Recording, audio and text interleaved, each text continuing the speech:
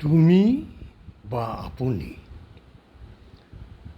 কোনো ব্যক্তিৰ ঘৰৰে হওক, বংশৰে হওক, পৰিয়ালৰে হওক, বাহিৰালোকেই হওক, বিভিন্ন ষ্টেটাছৰ লোকেই হওক বা সংগঠন, দল, ৰাজনৈতিক দল, চৰকাৰৰ কোনোবা মন্ত্ৰী, বিধায়ক আদিৰ ভাল পায়, সমৰ্থন কৰে আৰু উন্নতি বিচাৰে। তেনে ক্ষেত্ৰত সেই যিসমূহ নাম গালোঁ, সেইসমূহে কৰা প্ৰতিটো কামকে সমৰ্থন কৰি যায়। সমৰ্থন কৰে, আগ পিছ নাচায়। কোনো দল, সংগঠন, পলিটিকেল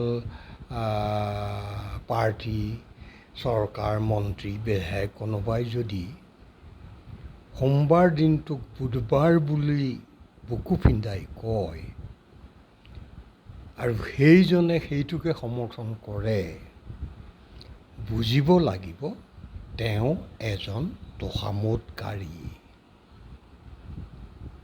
সেই দল, সংগঠন, চৰকাৰ, মন্ত্ৰী, বিধায়ক, পৰিয়ালৰ লোক, বংশৰ লোক বা বন্ধু বান্ধৱী যিয়েই নহওক, যি পৰ্যায়ৰ লোককেই নহওক, তেওঁৰ প্ৰকৃত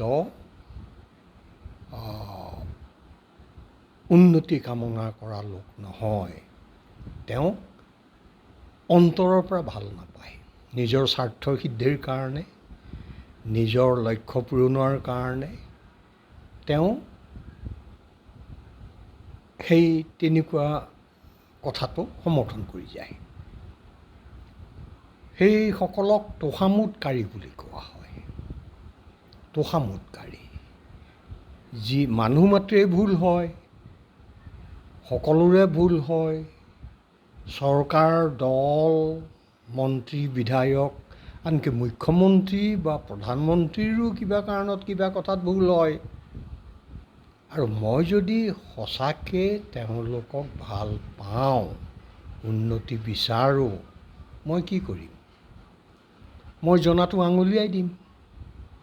দৰকাৰ হ'লে সমালোচনা কৰিম, যাতে ভুলটো শুদ্ধ কৰি লয়। এতিয়া আমি দেখিছোঁ চৰকাৰৰ ক্ষেত্ৰত অনেকেই চৰকাৰক সমৰ্থন কৰে। চৰকাৰ, মন্ত্ৰী, বিধায়ক বা যাকেই নহওক, সকলো কথাতে চকু মুদি সমৰ্থন কৰে। ভুল কৰিলেও সমৰ্থন কৰে, শুদ্ধ কৰিলেও সমৰ্থন কৰে। কোনো কথা ভুল হ'লেও আঙুলিয়াই নিদিয়ে। সেই তোষামোদকাৰীৰ পৰা সদায় সাৱধানে থকা উচিত। ব্যক্তিগত হিচাপে মই নিজৰ কথা দি ক'ব পাৰোঁ। এই চৰকাৰক সমৰ্থন কৰোঁ, মুখ্যমন্ত্ৰীক সমৰ্থন কৰোঁ, প্ৰধানমন্ত্ৰীক সমৰ্থন কৰোঁ, দলটোক সমৰ্থন কৰোঁ। আজিৰ কথা নহয়, বহুত কালৰ পৰা এই চৰকাৰ হোৱাৰ আগৰ পৰাই দলটোক সমৰ্থন কৰি আহিছোঁ।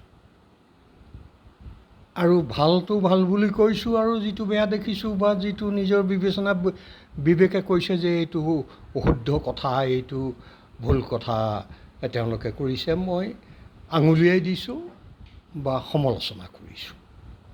সেইটো মোৰ কথা, চাব পাৰে, এই মাধ্যমতে চাব পাৰে। গতিকে এই তোষামোদকাৰীসকলৰ সংখ্যা বেছি। তোষামোদকাৰী সংখ্যা বেছি। আৰু সেইটোক প্ৰকৃত অৰ্থত সমৰ্থনকাৰী বা ভালপোৱা বুলি বা উন্নতি কামনা কৰা বুলি ক'ব নোৱাৰি।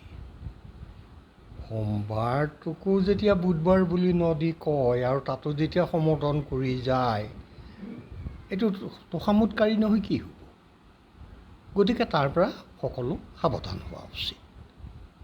সকলো ক্ষেত্ৰতে।